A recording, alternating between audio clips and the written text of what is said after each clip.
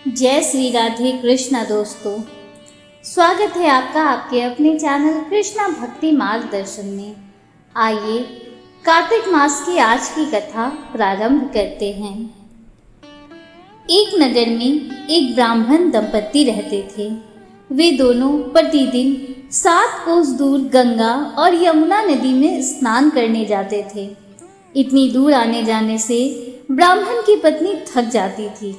एक दिन उसने अपने पति से कहा कि हमारा एक पुत्र होता तो कितना अच्छा रहता। पुत्र की बहू आती तो हमें घर वापस जाने पर खाना बना हुआ मिलता और बहू घर का काम भी कर देती। अपनी पत्नी की बात सुनकर ब्राह्मण ने कहा कि तूने बात तो सही कही है, चल मैं तेरे लिए बहू ला ही देता हूँ। ब्राह्मण ने कहा कि एक पोटली में आटा डालकर कुछ मोहरे रख दे। ब्राह्मण के कहे अनुसार ब्राह्मणी ने पोटली बांधकर दे दी। पोटली लेकर ब्राह्मण चला गया। ब्राह्मण को सफर के दौरान यमुना के किनारे बहुत ही सुंदर लड़कियां दिखाई दी। वे रेत में घर बनाकर खेल रही थीं। उनमें से एक लड़की ने कहा कि मैं अपना घर नहीं बिगाड़ूंगी, मुझे तो रहने के लिए घर चाहिए।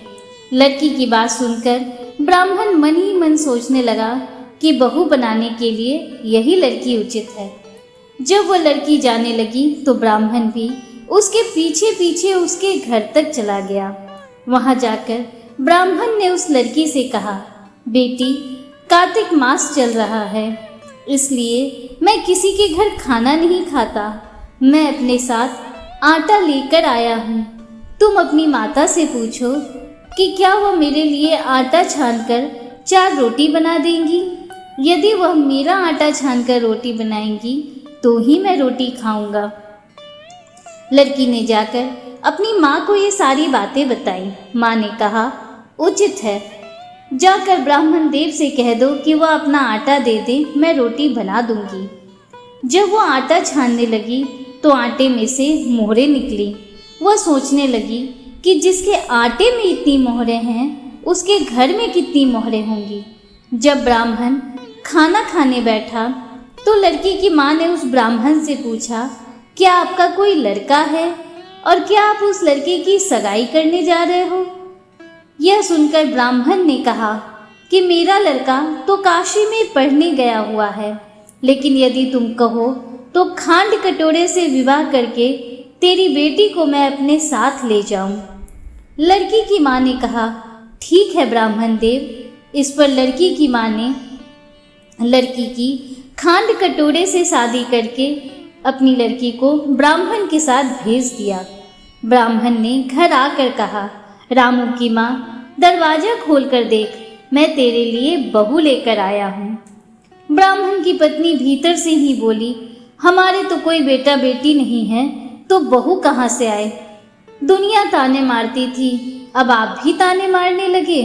ब्राह्मण ने कहा, तू दरवाजा खोल कर तो देख। जब ब्राह्मणी ने दरवाजा खोला तो सामने बहू को खड़ी देखा। उसने बहू का स्वागत किया और आदर सत्कार से अंदर ले गई। अब जब ब्राह्मण अपनी पत्नी के साथ नदी स्नान करने जाता तो पीछे से बहू घर का सारा काम करके और खाना बना कर रखती थी। वह उनके कपड़े धोती और रात को हाथ पैर भी दाबती थी। इस तरह बहुत दिन बीत गए। ब्राह्मणी ने अपनी बहू से कहा कि बहू, कभी भी चूल्हे की आग मत बुझने देना और मटके का पानी खत्म मत होने देना। परंतु एक दिन चूल्हे की आग बुझ गई।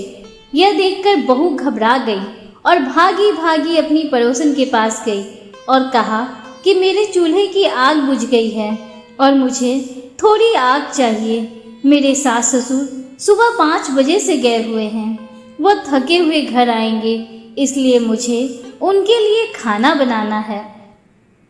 यह सुनकर पड़ोसन ने कहा कि तू तो बावली है, तुझे ये दोनों मिलकर पागल बना रहे हैं। इनके कोई पुत्र नहीं है, ये निसंतान है।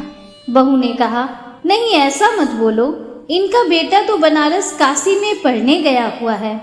इस पर पड़ोसन ने कहा कि यह तुझे झूठ बोल कर रहे हैं। मेरी बात सच मान, इनके कोई बेटा नहीं है। अब बहू पड़ोसन की बातों में आ गई और कहने लगी कि अब आप ही बताओ मैं क्या करूं। पड़ोसन ने कहा कि करना क्या है, जब तुम्हारे सास ससुर आए तो जली हुई रोटियां बना कर देना और बिना नमक की दाल बना कर देना, खीर की करछी दाल में और दाल की करछी खीर में डाल देना। पड़ोसन ने उसे अच्छे से सिखा पढ़ा दिया।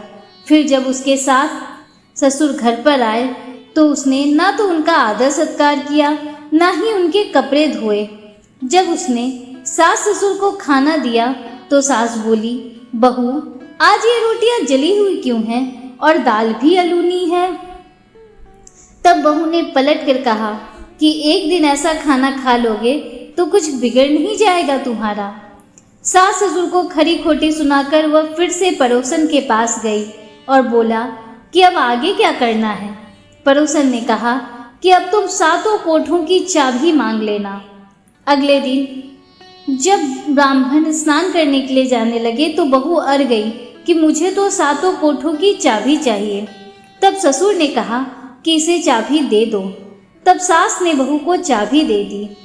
सास ससुर के जाने के बाद जब बहू ने दरवाजे खोले तो देखा कि किसी में अन्न भरा है, किसी में धन भरा है और किसी कोठे में बर्तन पड़े हैं।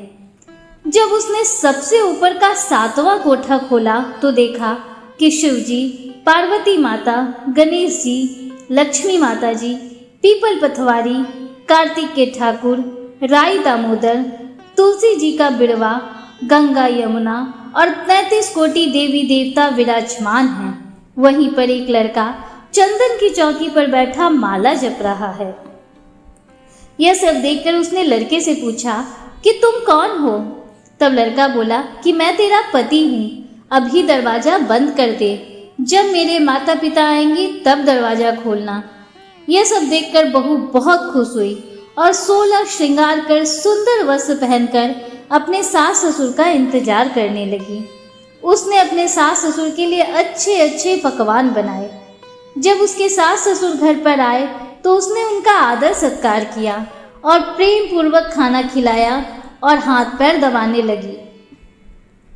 पैर दबाते दबाते बहू ने कहा कि माँ, आप इतनी दूर गंगा यमुना स्नान करने के लिए जाती हो तो आप थक जाती हो, इसलिए आप घर पर ही स्नान क्यों नहीं करती हो। यह सुनकर सास कहने लगी कि बेटी, गंगा यमुना घर पर तो नहीं बहती है। तब उसने कहा, हाँ माँ जी, बहती है, चलो मैं आपको दिखाती हूँ। जब बहू ने 7वां कोठा खोलकर दिखाया तो उसमें शिव जी, पार्वती जी, लक्ष्मी जी, गणेश जी, पीपल पथवारी, कार्तिक के ठाकुर, राई दामोदर, तुलसी जी का बिड़वा, गंगा यमुना बह रही है और 33 कोटि देवी देवता वहां विराजमान हैं। वहीं चौकी पर बैठा एक लड़का माला जप रहा है। माँ ने उसे देखकर पूछा कि बेटा तू कौन है। लड़का बोला, माँ मैं तेरा बेटा हूँ। तब ब्राह्मणी ने पूछा कि तू कहाँ से आया है। लड़के ने जवाब दिया कि मुझे कार्तिकेय ने भेजा है। माँ ने कहा, बेटा यह संसार कैसे मानेगा कि तू मेरा बेटा है। माँ ने कुछ विद्वान पंडितों से मदद मांगी। पंडितों ने कहा, इस बार बहू बेटा खड़े हो जाएं और उस पर माँ खड़ी हो जाए। माँ ने चमड़े की अंगिया पहनी हो और छाती में से दूध की धार निकलकर बेटे की दाढ़ी मूछ भीगे और पवन पानी से गठजोड़ा बंधे, तब मानेंगे कि यह इस माँ का ही बेटा है। उसने ऐसा ही किया। चमड़े की अंगिया फट गई और छाती में से दूध की धार निकलकर बेटे की दाढ़ी मूछ भीग गई। पवन पानी से बहू बेटे का गठजोड़ बंध गया। यह सब देखकर ब्राह्मण और उसकी पत्नी की खुशी का ठिकाना ना रहा। तो यह थी कार्तिक मास की कथा। हे कार्तिक के ठाकुर, जैसे ब्राह्मण और ब्राह्मणी को बहू बेटा दिया वैसे सबको देना। कार्तिक मास की कथा पढ़ने, सुनने और हुंकारा भरने वाले सब पर अपनी कृपा करना। जय श्री राधे कृष्णा। दोस्तों, उम्मीद करती हूँ कि आपको आज की कहानी पसंद आई होगी और कार्तिक मास की अगली कहानी सुनने के लिए आप कल भी हमारे साथ जुड़े रहेंगे।